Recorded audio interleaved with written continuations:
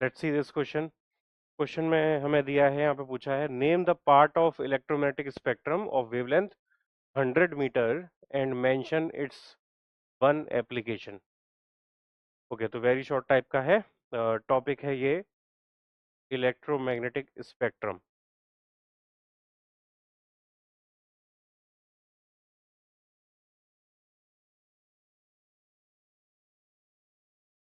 Electromagnetic spectrum. तो electromagnetic spectrum में spectrum आप निकाल के देखोगे तो 1 मिलीमीटर से ज़्यादा जो लंबी वेवलेंथ होती है, वो रेडियो वेव्स की होती है। लास्ट में जो दो सबसे लंबी वेवलेंथ की वेव्स आती हैं वो होती हैं माइक्रोवेव्स एंड रेडियो वेव्स। तो माइक्रोवेव्स मिलीमीटर के आसपास खत्म हो जाती है, मिलीमीटर से बड़ी जो वेवलेंथ आती है वो रेडियो वेव्स की आती है। तो ये मिलीमीटर से ऊपर की वेवलेंथ है, यानी ये रेडियो वेव्स की वेवलेंथ है।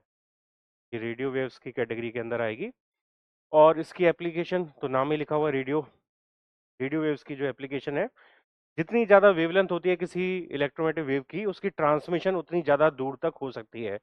तो रेडियो वेव्स की ट्रांसमिशन बहुत ज़्यादा दूरी तक की जा सकती है, और ये सेफ है काफ़ी लिविंग बॉडीज़ के लिए। लिविंग चीज़ों को नुकसान नहीं पहुंचाती हैं, जैसे एक्स रेज और गामा रेज, लिविंग अल्ट्रावायलेट, ये सारी रेज जो हैं वो लिविंग चीज़ों के लिए डेंजरस हैं, नुकसान पहुंचाती हैं।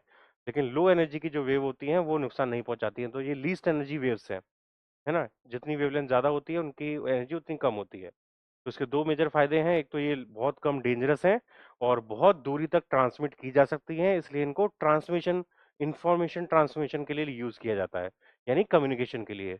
टीवीज के लिए, टीवी में कम्युनिकेशन के लिए, मोबाइल कम्युनिकेशन के लिए, रेडियो कम्युनिकेशन के लिए मेनली इनको इस्तेमाल किया जाता है।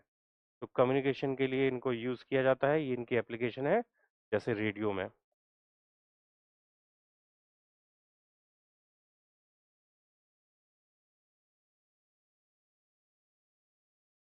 और इनका जो स्पेक्ट्रम है वो आता है रेडियो वेव्स की अंदर। ये इसके आंसर हैं। रेडियो वेव्स इस स्पेक्ट्रम का नाम है और कम्युनिकेशन इसका एक यूज है।